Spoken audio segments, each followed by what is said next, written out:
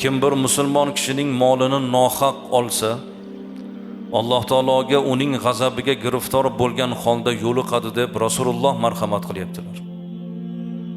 Birovni haqqini ado qilmasdan, qarzini qaytarmasdan, birovni haqqini yeb o'lgan odam Allohga darg'azab holda, Alloh unga g'azab qilgan holda Allohga ro'para bo'ladi.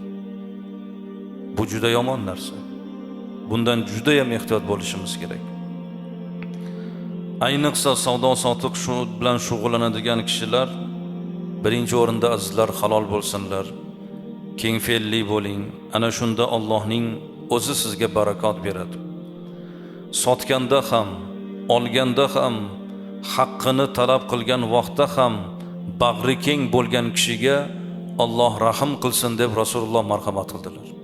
Ya'ni keng fe'lli bo'lgan, sotishda ham, olishda ham, haqqini talab qilishda ham keng fe'lli bo'lish, bu Allohning rahmatiga muyassar bo'lish.